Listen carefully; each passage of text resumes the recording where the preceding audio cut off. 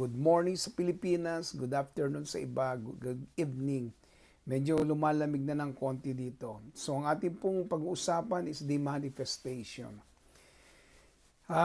Pagkatapos po natin ito malaman, naniwala ako na meron po itong ipaalam sa atin kahit pong konti may matutunan tayo patungkol po sa manifestation na ginagawa ng Holy Spirit. Ito po si Doc Jing Abat ng JE1 Canada. Yan, tuloy po natin ang ating pag-usapan.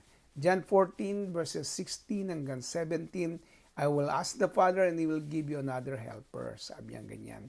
Who will be with you forever. That helper is the Spirit of truth. The world cannot accept Him because it doesn't see or know Him. You know Him because He lives within you and will be with you. Yan. Praise God. Let's pray. God, we thank you so much for your words. Be with us as we continue to know you more in a deeper and personal way. Let your name be exalted. In Jesus' mighty name, this we pray. Amen and amen. Ayan. Pastora Vicky, Pastor Leo, Nida Saavedra, salamat sa inyong pagsunod at pagsama. Patuloy po natin ibahagi ito at marami pong makaalam. Ayan, kung sino po ng replay na pag nawala na po dito sa Facebook, kasi dali na po nawawala ngayon sa Facebook, ay pwede po kayo pumunta sa YouTube, Blessings Flow by Pastor Jing. Nandun po lahat yung aking mga teachings. Psalm 46 verse 1, God is our refuge and strength, ever-present help in times of trouble. Binanggit dito sa word kanina, helper who will be with you forever. Sabi ng verse 16, ganun ang Holy Spirit. That's why He will be with us forever. At sinabi ng book of Psalm, ever-present help in times of trouble. That's the work of the Holy Spirit. Yung biglang kailangan mo ng tulong, darating ang Santong Espiritu. Siya din yung sinasabi sa 1 Corinthians 12:11, all these gifts, achievements, abilities are inspired and brought to pass by one and the same Holy Spirit who apportions to each person individually exactly as He chooses. Binibigay niya ito sa lahat. Itong kalob na ito at ito po ang gawa ng Santong Espiritu. Yan, glory be to God. At ituloy po natin, sabi ng verse 11, all this, yan, naulit ko lang ng kuha. Verse 7 naman, but to each one is given the manifestation of the Holy Spirit, the evidence and spiritual illumination of the Spirit for good and profit. Yan ang mangyayari. Mapakinabangan ng bawat isa ang mabuting gawa at kilos ng Santo Espiritu at ito po yung merong mga manifestation. Now, we need to understand that the gifts are the manifestation of the Holy Spirit in you. Yan po yung manifestation na ginagawa ng Holy Spirit sa ating lahat. Pero bago ko po ako magpatuloy, magbati po kay Krisa Celis, Ate Letty, yan, praise God. Sa Pilipinas ka na rin, alam ko. Si Catherine Magudatu, yan, Magudatu. Si Bulak Jen, Bulak Siyo Salayo. Si Michelle Beautiful Abat. Anak ko po yan. Ayan. Si Angie Roselis, Krisa Celis, salamat sa inyong lahat. Ayan. Marilo Abril at si Chrissy Perez. Wow, glory be to God. Salamat po sa inyong oras. As we keep going on, makikita po natin na yung manifestation ng Holy Spirit sa ating lahat. Ito po yung sobrang halaga para sa atin. So let's begin to unfold the 9 gifts of the Holy Spirit. I-unfold po natin. Ano ang nagagawa? Anong gagawin ito sa buhay natin? Ano po yung magiging pakinabang natin lahat dito at hindi lang tayo, pati mga taong nasa paligid natin. Malaga po ang Santong Espiritu. Sabi ng 1 Corinthians 3:16, do you not discern and understand that you, ikaw po, buong church ng Corinthians kinakausap, are God's temple, His sanctuary, and that God's Spirit is permanent dwelling in you, to be at home in you, collectively as a church and also individually. Yan. Sinasamahan ka ng Holy Spirit, yan nga forever, hanggang langit na yan, kasama na natin ng Holy Spirit. Ibang klase. At ang pagsama niya, sabi rito, ay pagmamanifest ng kanyang kayang gawin sa buhay natin. At antindi po ng kilos o gawa ng Holy Spirit para sa atin. Pero bago po magpatuloy, pagbati po kay Marilu Abril, kay Lori Asia, kay Alice Barrias, Marisa Sandoval, kay Sed Ret at ayun, salamat sa inyong buhay, Joel Kens. So in other words, kapag ako pala ay tinanong, ako pala ay sa templo ng Santong Espiritu. At marami pong kayang gawin ang Diyos. Naku, salamat sa Jen na nagtanim agad siya. No? Salamat sa iyong pagtanim. More blessings sa iyo. 1 Corinthians 12:8. To one is given in and through the Holy Spirit the power to speak message of wisdom. Ayan, ang unang binanggit ng Bible na siyang gift natin ay gift of wisdom. Kasi yung wisdom po, enlightened yan eh. Biglang nabubuksan po yan at nagkakaroon ng buhay sa lahat ng mga sinasabi natin. Bago po mawala ang mga pangalan, dami na po nagdadatingan. Si Shenet, batiin ko lang, si Ayin, God bless you Ayin, at si Wilma Silang, thank you very much, and Shenet Makaraig, God bless you. So ang Holy Spirit, yung power to speak, yung pong wisdom na binabanggit dito, yan po ay kapangyarihan ng Santo Espiritu na nagmamanifest sa buhay natin. Kumikilos, gumagalaw. Mahalaga ang wisdom. Ang wisdom po, yan po yung kung meron kang dapat gawin o dapat mangyari, dapat na gumalaw sa kumilis na pagkakataon sa iyong buhay, ang Holy Spirit po ay nagbibigay ng wisdom for you to get over, biglang na-enlighten, may nabuksan. At yan po ay spirit of wisdom. Get over of your position or maybe something na meron kang mga obstacles na nararanasan. You need wisdom against it or wisdom to get over it. Lalampasan mo kasi binibigyan ka ng Lord ng wisdom. At ang sabi sa gift of knowledge, and to another the power to express the word of knowledge and understanding according to the same Holy Spirit. Biglang nagpapaalala naman sa iyo. Kanina ay nagmamanifest yung wisdom na ina-unveil. Ngayon naman, meron namang nakaraan na pumapasok, bumabalik sa iyong alaala at meron ding wisdom, meron ding talino or knowledge na binibigay ito sa iyo. Gift of knowledge. Kasi nga kaya knowledge, naiipon yan sa puso mo, sa pagkatao mo. Binabalik naman ng Holy Spirit. Binibigyan ng Holy Spirit siya. Pinapakita niya, parang kumbaga meron pong lumapit sa akin minsan. Sabi ko, sabi niya, mahingi daw siya ng prayer. At pagka-pray ko pong ganyan, sabi ko sa kanya, ay nag-iisip ka. Yan na yung, dati ka nag-iisip ng mga bagay na ganito, etc. At sabi ko sa kanya, at naiyak siya dahil parang paano ko raw nalaman. Sabi ko, that's the gift of knowledge. At ito, ang plano ng Diyos, that's the gift of wisdom. Kita niyo, pareho na-unveil. Na-unveil yung nakaraan, na-unveil ngayon yung mangyayari at magaganap. So, balikan po natin ang ating mga kapatid. Dumadami na po sila, Okay, Raziel Oliva, God bless you. Thank you very much for your time. Si Edeline De La Rosa, si Miriam Catilo, si Liza Motar, God bless you. Si Ken, Sebastian Di Matatak, God bless you.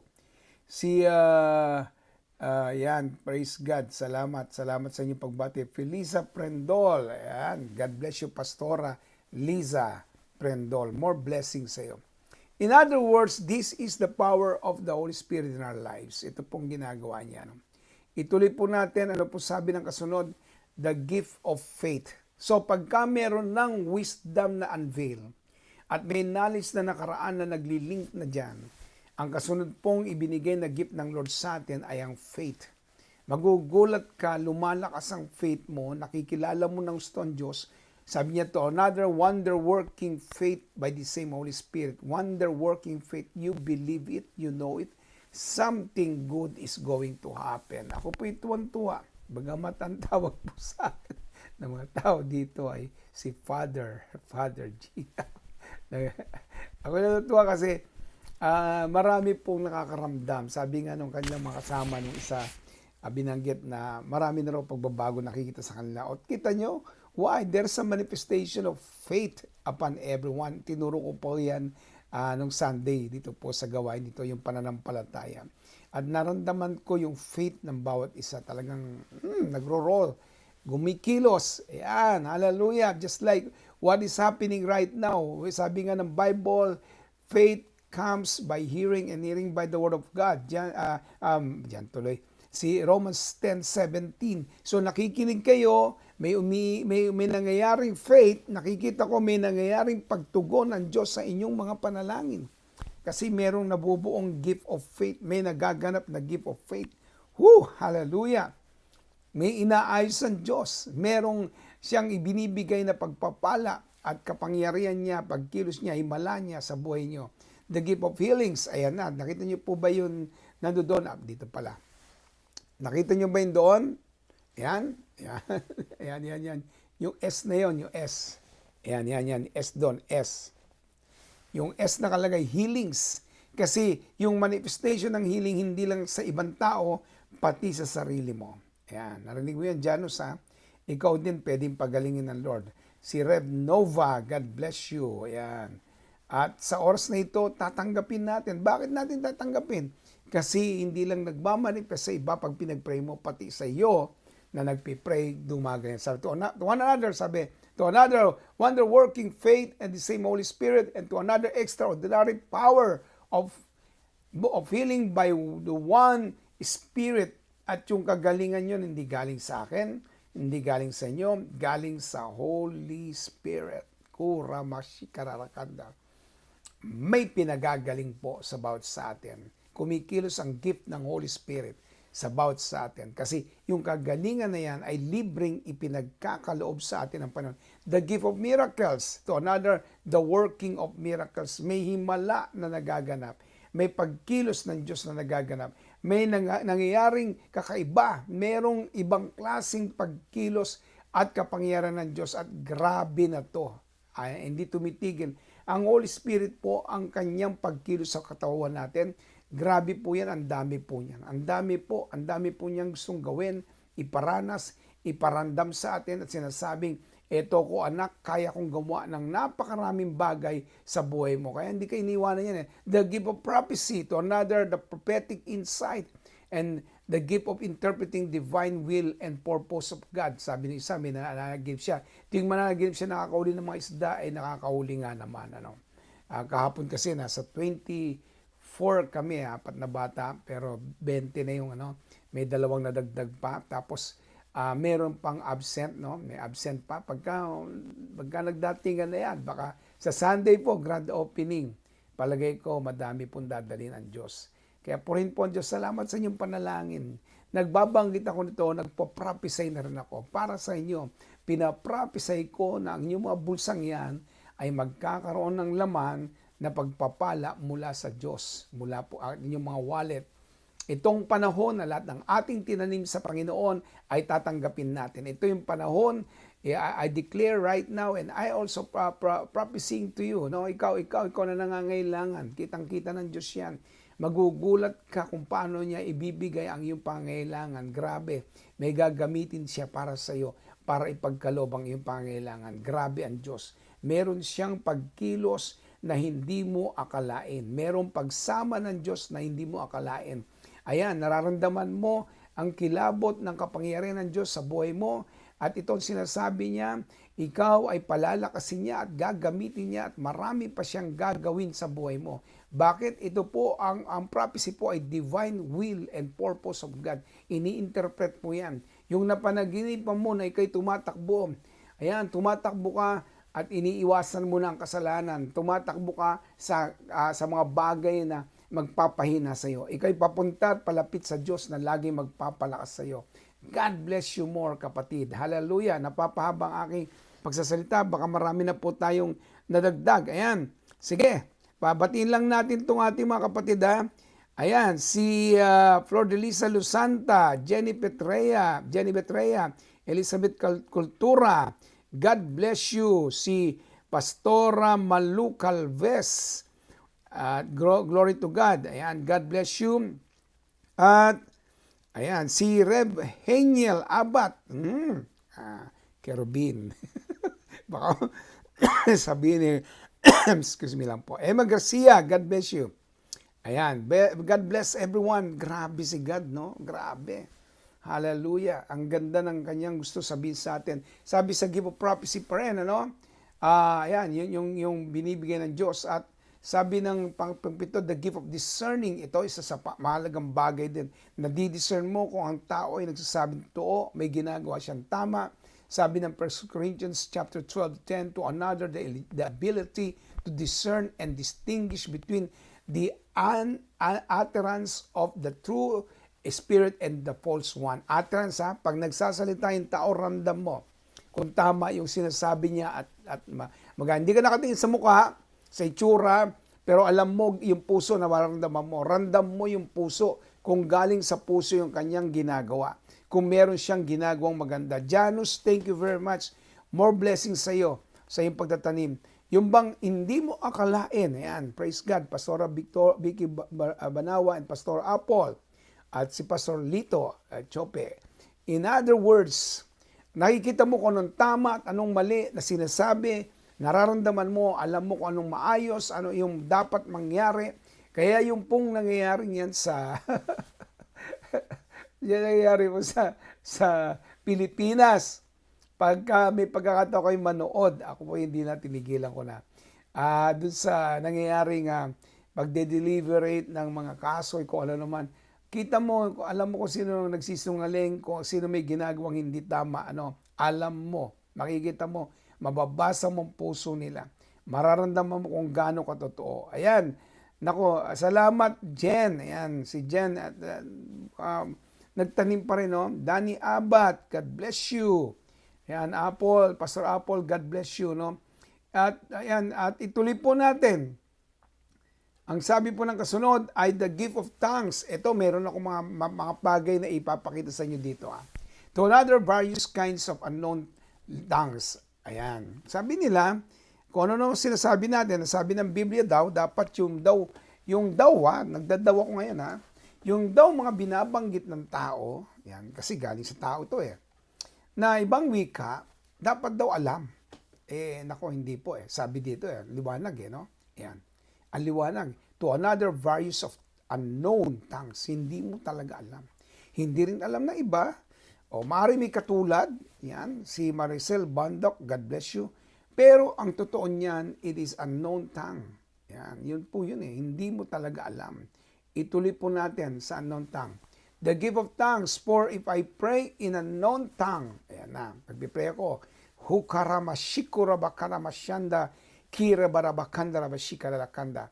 Sabi niyo, wala naman katulad yan, pastor unknown nga hindi nga alam For if I pray in unknown tongue, my spirit pray. Ang spirit ko nagpipray, but my understanding is unfruitful. Hindi alam ng isip ko, hindi talaga. Verse 15, what is it then? I will pray in the spirit, pray ako spirit, and I pray in this understanding. Yung spirit, praying in the spirit po dito is about unknown tongue, no? Ibig sabihin, magpipray ako in the spirit, and I pray in understanding. Lord, salamat sa gagawin mo sa mga taong nanonood. Pagpapalain mo sila ng susto, siksik, liglig, at umaapaw. Higit pa sa kanilang kakayanan, higit pa sa kanilang kaisipan, may bubuhos na pagpapala sa buhay nila. May bubuhos na pagtugon sa kanilang mga panalangin. May magandang mangyayari sa bawat pamilya. Yan po. Yan po yung understanding. I will sing in the spirit. And I'll sing with understanding. Napakabuti mo, aking Panginoon. Bigla ako naging singer.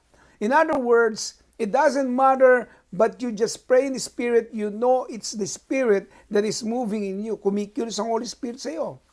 Pag minsan merong gumugulo sa aking mind, nagtatangsa ko, at pagkatas nararamdaman ko ang kapangyarihan ng Diyos, dumadaloy sa aking katauhan. At nakikita at nararamdaman ko may ginagawa siya sa akin at sa mga bagay na aking ipinapanalangin. As we pray, God moves. As we pray, God will show His power and His ability to save us, to do great things. Ito pa ang gift of tongues. 1 Corinthians chapter 14, verse 14 to 15. For if I pray in a known tongue, my spirit prayeth, and my understanding is unfruitful. What is then? I will pray in this with spirit, and I pray in understanding, and I will sing in spirit, and I will sing with the understanding also. Ayan, inulit ko po yung binanggit ko kanina.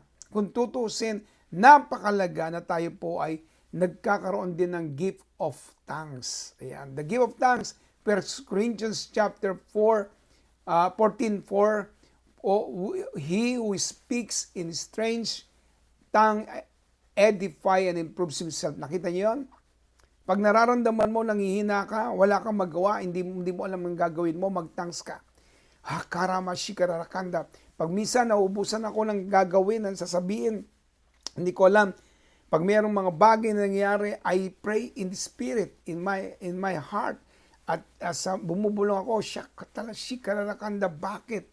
Alam ko, ini-edify nito yung heart ko. Yung magsasama ngayon yung gift of faith, sasama ngayon yung gift of wisdom, sasama ngayon yung gift of knowledge, and the Lord will strengthen me. Bigla akong may maalalang Bible character. God, kung ikaw ay sumama kay David, sumama kay Samson, sumama kay Moses, sumama kay Joseph, Lord, ganon din ang gagawin mo sa samahan mo ko. Biglang nagkakaroon ng gift of knowledge, gift of wisdom. Tapos nadidisan ko ngayon yung mga pangyayari. God, ito po ay walang magagawa sa akin. Ito po, umaharang lang ang kaaway sa akin. Pero malalampasan ko to. As you speak in other tongues, you edifies and improves yourself. You improve yourself. Lumalakas ka, nagiging maganda ang kaisipan mo, nagiging maayos ang diskarte mo, nagiging maganda yung gusto mong mangyari. Wow, grabe. Grabe pala yung speaking tongues. Doc Ching, oo, talagang sobra, grabe.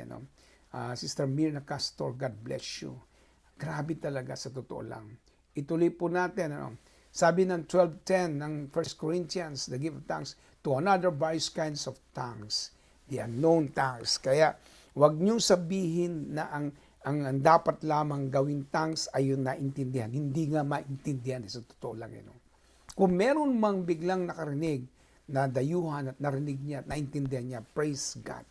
I thank God for that. But you yourself, you don't understand it. Shikurama, harakamolobo, shikalalakanda. Hindi mo maintindihan. Pero may nangyayari. Lumalakas ka. Tapos pag may faith na, may discerning na, may knowledge na, may wisdom na, nagfo-flow ang Holy Spirit sa buhay mo. At meron na rin healing flow, dumarating na yun. Kasi may matas na faith dumadaloy na ang kagalingan sa bawat isa. Kapatid, inaalis ng Diyos yung katinang iyong lalamunan, inaalis ng Diyos yang sakit mo sa puso, inaalis ng Diyos. Meron ka nang mararamdaman na ginagawa ang Diyos at pinapagaling na ang bawat isa. Yes, yung inaalala mong kapatid mo, anak mo, kapamilya mo, may ginawa na ang Diyos, kumilos na siya, may nangyari ng pagtugon at pagkilos ng kapangyarihan ng Diyos. Hindi po tumitigil ang Diyos sa kanyang ginagawa. Huwag kang matakot. Yan, huwag kang matakot. Kahit gaano pa sa tingin mo kahirap ang iyong pinagdadaanan, sa Diyos wala pong mahirap. Saan ko nakuha yun? Kasi nagtangsa ko kanina. Nakuha ko yun sa gift of wisdom. Merong na-unveil sa aking puso't isipan. May na-unveil sa aking pagkatao. Kaya ganyan po ang gift of tongues. Kaya kung ako po sa inyo, lagi ako magpipray pagkagising ko sa umaga, tongues agad. Shakarabababarakarabashikalalabakanda. Merong mangyayaring matindi. May mangyayaring maganda. Of course, hindi po natin tumaawat. Punta na po tayo sa dulo ng ating pag-uusap dito. So the gift of the Holy Spirit is important to us. Sobrang importante sa atin yan. It is the manifestation of the Holy Spirit in us and not our inborn gifts. Hindi ko yan inborn gifts. Hindi yan galing sa akin. Hindi yan galing sa akin. If we will move in the gifts of the Holy Spirit, we will be able to live in a powerful life. In a powerful Christian life. Powerful Christian life. Yun pong ibig ko sabihin dyan. Nagiging powerful ang Christian life mo kasi nabubuhay ka sa Espiritu. And you keep going on, praying in tongues. You can experience it. The power of God, the presence of God, merong mga nararamdaman talaga nila yan. Praise God. Praise the Lord. At bago po mag-pray, pagbati rin kay Wilmina at Tita Inday Villarreal, si Pastor Bobby Abad, at Maricel Bondok. Kaya nag-amen siya, nag-praise the Lord. Ang dami nag-amen kanina pa, hindi ko na lang nababasa. Pero I would like to tell each one of you, be strong. The Lord is always with you. Maging malakas ka, maging matatag ka, pinagpala kang anak ng Diyos. Hindi ka dapat panghinaan. Tandaan mo yan. Ang kahinaan hindi po part ng ating katawan yan. Ang atin po ay kalakasan mula sa Panginoon. Ikaw ay pinalalakas, ikaw ay pinagpapala, tinugon ang panalangin mo, may ginawa ang Diyos. Naniniwala ako doon, hindi po tumitigil ang Diyos na gumawa ng matinding bagay sa buhay mo. Hallelujah! Woo! Pray po tayo. God, I thank you so much for these people who joined me. Salamat sa buhay nila. Salamat hindi ka nagbabago kahapon, ngayon, magpakailan pa man. Salamat, O Diyos, at ikaw ay kumikilos ayon sa iyong kapangyarihan. Hindi po ayon sa kung sino kami, kung anong aming pagkatao, but ayon sa iyong kapangyarihan. Ikaw ay Diyos na makapangyarihan sa lahat. Walang imposible sa iyo. Walang makakaawat sa iyo. Walang makakapigil sa iyo. Lord, ikaw ay nasa buhay namin. Nasa amin ka. Hallelujah, hayaan mo ang iyong presensya ay sumabog mula sa aming katauhan, maramdaman ng marami kung sino ang aming Diyos na pinagsisilbihan. God, ayaw po naming maranasan na kami ay nakakaramdam na kami iniwan mo dahil hindi mo naman talaga kami iniwanan. Kami lagi mong sinasamahan. In Jesus' mighty name, let your power continue to move in our lives, Father Heart God. Cause us and make us strong, Lord, strong in the Lord and in the power of your might, O Father God, who shakaramakanda. Lahat ng tao na makakasalamuhan namin, makakausap namin, mararamdaman nila ang kakaibang kilos ng aming Diyos na buhay. Salamat sa iyong kabutihan, salamat sa iyong kapangyarihan. Pagpalain mong bawat sa Panginoon as we give you all the praises, the honor and the glory. In Jesus' mighty name, Amen and Amen. Thank you, Lord. Hallelujah. Salamat sa iyong kabutihan, Panginoon. Salamat sa iyong kapangyarihan. Todo ang aking pasalamat sa Panginoon. Salamat po sa inyo na sumama at nakausap ko ngayon. Napakabuti po ng Diyos. No? Yun yung pong ginawang pagsama, isa pong malaking bagay sa akin yan. And I declare na kayo po ay pagpalain pa ng Diyos sa lahat ng inyong mga ginagawa, at maranasan nyo pa yung kanyang walang hanggang pagsama. Nako, wag po tayong titigil. Let's continue. No? Sabi ni Reb Nova, tapat, a big amen. It is very precious dahil gift from the Holy Spirit. Kahit hindi po mabasa, it's the message to God be the glory. Ano di mo mabasa? Isulat ko. Ayan. Thank you, Lord, sa lahat ng pagsama mo. Ayan, praise God. Ayan, amen, hallelujah. Pagpalain po tayo lahat natin, Panginoon. Salamat po at mahal na mahal ko po kayo sa ating Panginoon. God bless po. Amen and amen.